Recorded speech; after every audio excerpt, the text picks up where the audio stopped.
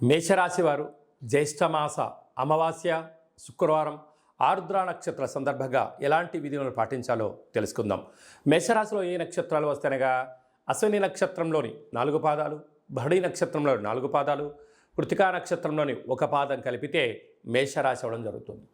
అలాగనే చాలామందికి పుట్టినటువంటి కాల సమయంలో డేటా ఆఫ్ బర్త్లో లేనటువంటి ఏకైక కారణం చేత పేరు యొక్క మొదటి అక్షరాన్ని అనుసరిస్తూ రాశిని తెలుసుకునే ప్రయత్నం చేద్దాం. చూ, చే, చో, లా, లి, లు, లే, లో ఆ అక్షరాల వారు మేషరాశి జాతకులే. మేషరాశి యొక్క అధిపతి కుజ భగవానుడు. వీరికి రాశిలోనే కుజుడు ఉండడం, కుజుడు స్వక్షత్రకారకుడు అవ్వడం అంటే ఒక రకమైనటువంటి మేషలగ్నం వారికి, మేషరాశి వారికి ఒక మంచి కాలము అని చెప్పి గమనించగలగాలి.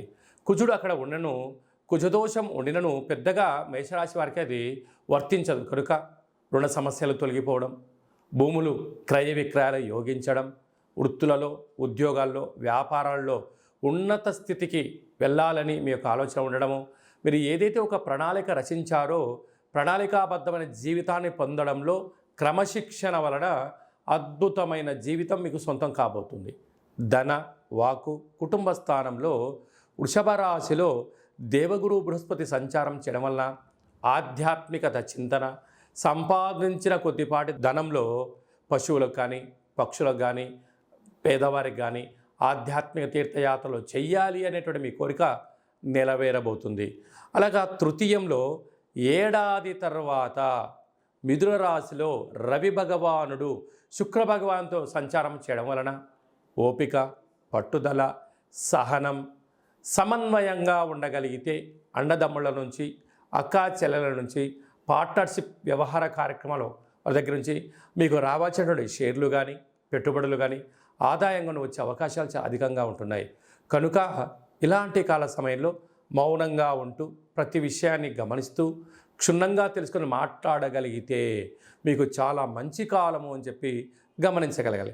6వ స్థానంలో కేతు సంచార స్థితి ఉండడం వల్ల అన్ని రాసులతో పోల్చుకుంటే మేషరాశి జాతకులు చాలా ముందు వరుసలో ఉంటారు.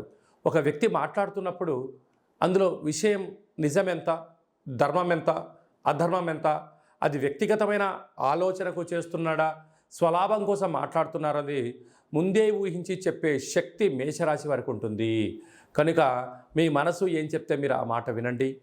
అద్భుతమైన సమయాన్ని, ధనాన్ని వృధా కాకుండా చూసుకుని మానవ ప్రయత్నం చేయండి.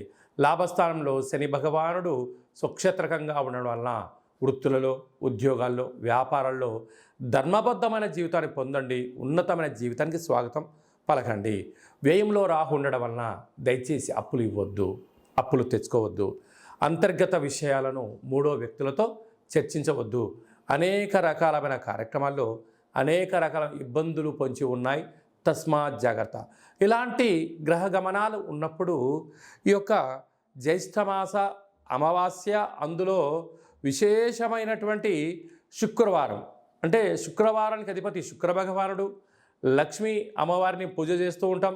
అందులో ఆరుద్ర నక్షత్రం రావడం చాలా అరుదుగా జరుగుతూ ఉండబడిన విషయం కనుక వీలైనంత వరకు బిల్వదళ వృక్షం దగ్గర ఒక చెంబు నీళ్లు పోసి పసుపు, కుంకుమ, గంధం, అక్షంతలు వేసి ఒక దీపాన్ని వెలిగించగలిగినట్లయితే సాక్షాత్తుగా ఆ పరమేశ్వరుడు ఆ వృక్షంలో ఉండడం వలన మీకు రుణ సమస్యలు, రోగ సమస్యలు, శత్రు సమస్యలను కూడా తొలగిపోతాయని చెప్పి గమనించగలగాలి.